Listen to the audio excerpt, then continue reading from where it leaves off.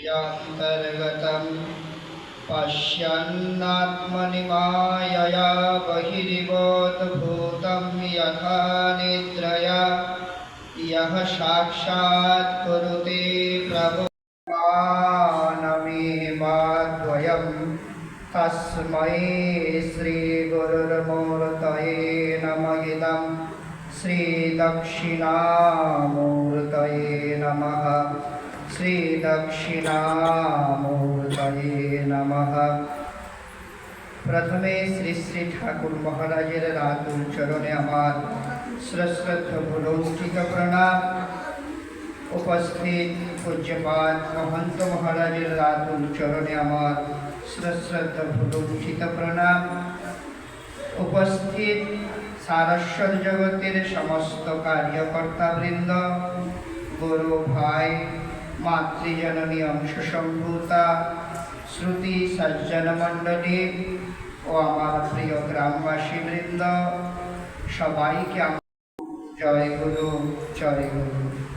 ओनार उद्देश्य होच्छे जे ओनार पिता माता एवं ओनादेर परिवारे आरो एकई समये किछुदिनेर मध्य मध्य दादा जेठा जेठुरा किछु ठाकुरेर चरणे लीन हয়েছিলেন। तो विशेष करे मा एवं बाबाके स्मरण करें प्रति बछर तिथि हिसाबे। आमरा सनातनी हिंदू बांगाली मानुष आमरा तो शास्त्रीय हिसाबे आमरा तिथिटाकेই पालन करी।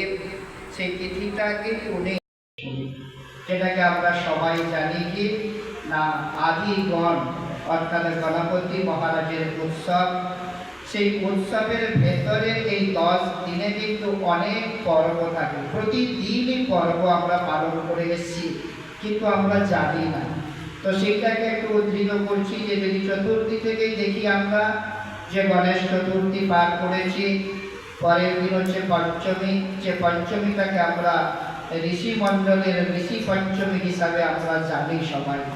তারপরের দিকে আমরা জানি বাঙালি মানুষ যে আমরা কোন ষষ্ঠী অর্থাৎ যে ষষ্ঠী মাতার পূজা আরাধন করি সেটাও পরের ষষ্ঠীর দিনে আমরা পালন করেছি।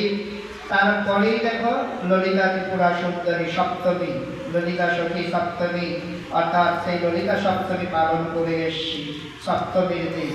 তারপরের দিন হচ্ছে কি না প্রেমের মাধুর্য রসলীলায় পরিপূর্ণ রাধারানী রাধা অষ্টমী আমরা পালন করলাম।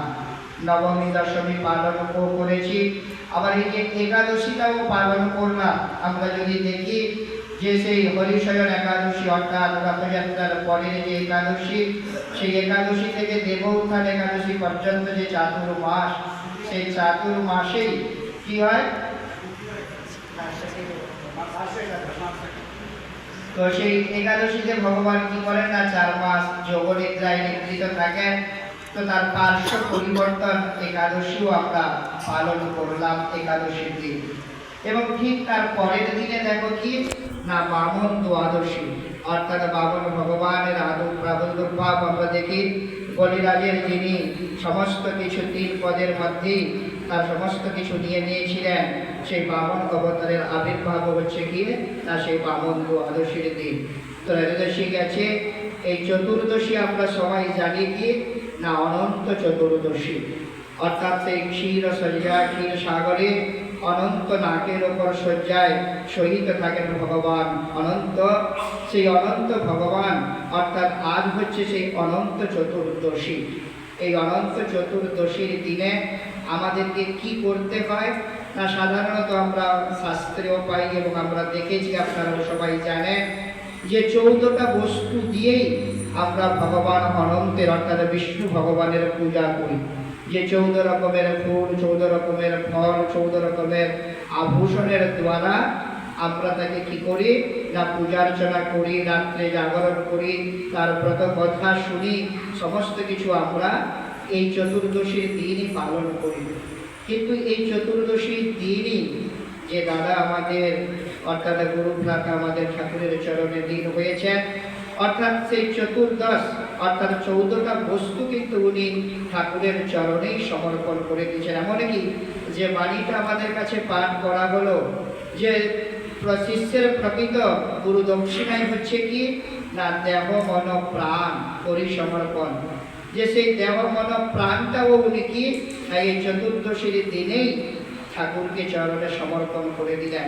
অর্থাৎ এই 14টা বস্তুই কিন্তু আমরা তো দিতে পারছি না, এবং আমাদের বস্তু কি চাইছে 14টা, তাই আমাদের শরীরের ভেতরে থাকা 14 তত্ত্ব, অর্থাৎ দেখো 5টা জ্ঞানেন্দ্রিয়, 5টা কর্মেন্দ্রিয় এবং অন্তঃকরণ চতুষ্পদ, এই যে 14টা যদি আমরা ঠাকুরের চরণে সমর্পণ করে এই মনস্থ অর্থাৎ মন ষষ্ঠ ইন্দ্রিয়াণী সে মন রাজাকে যদি আমরা তার চরণে সমর্পণ করতে পারি, তখনই কিন্তু প্রকৃতপক্ষে উপবাস হয়।